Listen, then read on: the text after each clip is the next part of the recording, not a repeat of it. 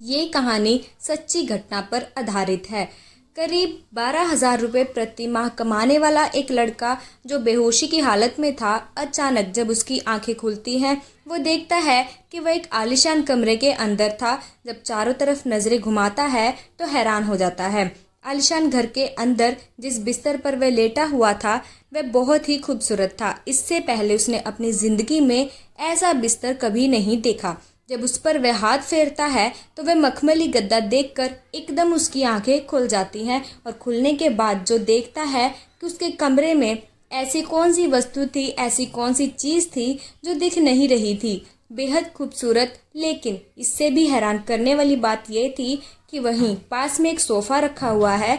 सोफे पर 3 लड़कियां बैठी हुई है। एक लड़की जो बिल्कुल करीब है, उन लड़कियों को देखने के बाद उसकी आंखें खुली की खुली रह जाती हैं। दरअसल उन लड़कियों ने अंडरगारमेंट्स पहने हुए थे। इसके अलावा कोई कपड़ा उनके तन पर था ही नहीं। लड़के को ऐसा लग रहा था जैसे कि वह एक सपना देख रहा हो, लेकिन ये सपना नहीं बल्कि ऐसा सच था कि कल्पना नहीं की जा सकती। एक लड़की इसके पास आती है, गिलास से पानी देती है और कुछ गोलियां खाने को देती है। लड़का ना करता है, लेकिन उसे मजबूरी में गोलियां खानी पड़ती हैं। उन गोलियों को खाते ही उसके शरीर में अलग अलग तरह के बदलाव देखने को मिलते हैं। उसके साथ जो होता है उसने कभी कल्पना नहीं की थी और आज इस बात की गूंज हर अखबार, हर टेलीविज़न पर गूंज रही है। हर कोई जानना चाहता है कि आखिरकार उन 4 लड़कियों ने उस मजदूर के साथ ऐसा क्यों किया। पंजाब प्रदेश का एक शहर है जालंधर और इस शहर का एक इलाका लगता है कपूरथला रोड। 21 नवंबर 2022 की शाम लगभग 7 बजे के आसपास जब सड़क पर पूरी तरह से अंधेरा था, स्ट्रीट लाइटें बंद थी, एक मजदूर अपनी फैक्ट्री से काम करके चमड़ा फैक्ट्री की ओर से अपने घर की तरफ जा रहा था। तभी उसके बराबर में एक सफ़ेद रंग की कार आकर रुकती है और जैसे ही कार रुकती है तो उस कार का शीशा नीचे होते ही उसे व्यक्ति की तरफ से आवाज़ आती है और कहती है, भाई साहब सुनो, आपसे बहुत ज़रूरी काम है। जैसे ही वह लड़का उसे कार के पास पहुंचता है तो अंदर से एक पर्ची दिखाते हुए एक लड़की कहती है कि हमें इस पते पर जाना है, क्या तुम हमारी मदद कर सकते हो? हमें इस पते के बारे में कुछ जानकारी हो तो बता दो। वह कहता है कि मैडम, मैं तो एक चमड़ा फैक्ट्री में काम करता हूँ, मजदूर हूँ, ज़्यादा पढ़ा लिखा नहीं हूँ। ये एड्रेस कहाँ का है मुझे इसके बारे में कुछ जानकारी नहीं है। मैं 300 रोज़ कमाता हूँ, इससे ज़्यादा की मेरी औकात भी नहीं है। जब इस तरह की बात वह कर रहा होता है तब अपनी बात रख ही रहा होता है कि अचानक से उसके चेहरे पर कुछ ठंडी ठंडी वस्तु जाकर गिरती है, जिसको इससे पहले कि उस चीज़ को समझ पाता उस केमिकल चीज़ के बारे में, तब तक वह बेहोश हो चुका था। और बेहोश होने के बाद कुछ देर, यानी कि 7 बजे का ये वाक्य है, लगभग 2 घंटे बाद रात 9 बज चुके थे, तब उसकी आंखें खुलती हैं और आंखें खोल कर देखता है एक बड़े से आलीशान घर के कमरे में। उसी कमरे में ऐसी सुख सुविधाओं की हर वस्तु है, हर चीज़ थी। जिस दीवार पर, छत पर, जिस जगह पर नज़र मार रहा था उसने अपनी ज़िंदगी में उससे पहले कभी ऐसा घर, ऐसा कमरा नहीं देखा था। तभी एक लड़की उसके पास आती है। वह लड़की उसको कुछ गोलियां देती है, पानी देती है और जब वह उसका विरोध करने की कोशिश कर रहा होता है तब उसे लड़कियां कहती हैं कि तुम्हारे साथ वो अंजाम किया जाएगा जिसके बारे में तुमने कभी सोचा नहीं होगा। हाथ और पैर पूरी तरह से उसके बंधे हुए थे, इसलिए वह ज़्यादा कुछ कोशिश भी नहीं कर सकता था। तब मजबूरी में आकर उस लड़के ने, वह शांत पड़ा रहा और उसने अपनी आंखों से देखा कि लड़कियों ने अपने एक एक कपड़े को अपने तन से अलग करना शुरू कर दिया, जब तक उनके तन पर महज अंडरगारमेंट्स ही रह जाते हैं। तब उन लड़कियों ने वहीं शराब रखी हुई थी और शराब को पीना शुरू कर दिया। इससे भी हैरान करने वाली बात यह थी कि किसी भी लड़की की उम्र 20 साल से कम नहीं थी और 24 साल से ज़्यादा नहीं थी। वह लड़कियां आपस में कभी अंग्रेज़ी में बात करती तो कभी पंजाबी में बात करती थीं। वह मजदूर ये सब समझ नहीं पा रहा था कि आखिरकार उसके साथ हो क्या रहा है। जब उसको गोलियां और पानी पिलाया गया तो उसे पीते ही उसके शरीर में अलग तरह के बदलाव होने लगे और जब बदलाव होने लगे तो उन लड़कियों ने उसके शरीर पर अलग अलग तरीके से ऐसी हरकतें शुरू कर दी जो शायद उस लड़के को बिल्कुल भी अच्छा नहीं लग रहा था।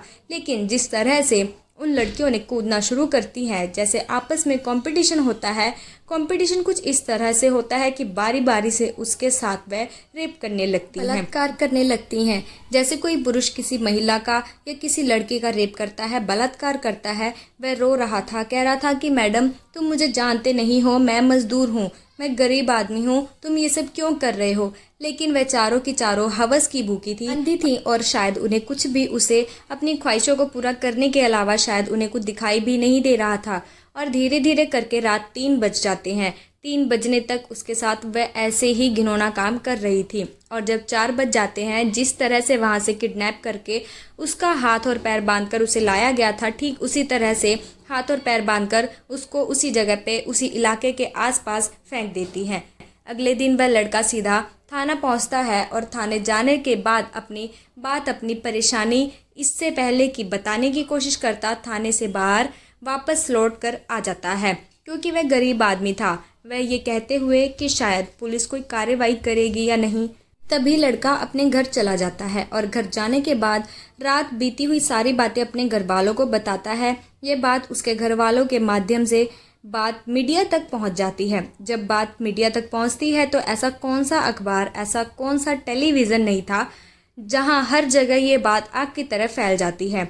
और जब लोगों को ये बात पता चली कि 4 बड़े घर की लड़कियों ने एक मजदूर के साथ रेप किया, बलात्कार किया, वह भी रात 9 से 4 बजे सुबह तक, और ऐसे ही करती रही। साथ में स्प्रे, जिस तरह की गोलियां, जिस तरह की चीज़ उसको दी थी, उसके बाद उन्होंने अपनी हवस को पूरा तो कर लिया। लेकिन ये बात जब अखबार में छप जाती है तब जालंधर पुलिस और पंजाब पुलिस हरकत में आती है, उन लड़कियों की तलाश में जुट जाती है। उसे इलाके की जितनी भी सीसीटीवी कैमरे हैं, जितनी भी जगह हैं, उन सब को तलाश करने में कोशिश में जुट जाती हैं ताकि सफ़ेद कार के बारे में पता चल सके। सफ़ेद कार में बैठी हुई वह कौन कौन सी लड़कियां, किस घर की लड़कियां थी और किस घर में जाकर उसके साथ ऐसा हुआ था, इस सब की जानकारी खोजने की कोशिश कर रही हैं। लेकिन जब उसे लड़के के पास पुलिस वाले, मीडिया वालों ने बातचीत करने की कोशिश की कि तुमने FIR दर्ज क्यों नहीं कराई, तो घर वालों ने ये कहते हुए इनकार कर दिया कि हमारा अपना ये लड़का जिंदा वापस लौट कर आ गया, हमें इसी बात की खुशी है।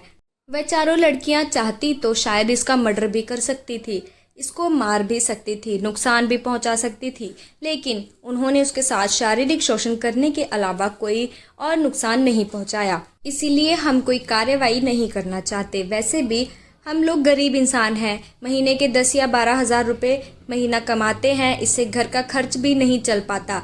ऐसे में कहाँ पर जाकर क्या करेंगे समझ नहीं पा रहे हैं। लेकिन हर कोई इस बात को जानना चाहता है, जालंधर पुलिस हो या पंजाब पुलिस, ये चारों लड़कियां कौन थी, कहाँ से आई थी, आखिरकार उन्होंने इसके साथ ऐसी गंदी हरकत क्यों की। क्या ये पहली बार ऐसा हुआ है या वह लड़कियां ऐसे ही रात को सड़कों पर निकलती हैं और किसी भी व्यक्ति को बेहोश करके अपने घर में ले आती हैं। बहुत सारे सवाल हैं, बहुत सारी बातें हैं हर किसी के दिमाग में जो कि जानना चाहते हैं।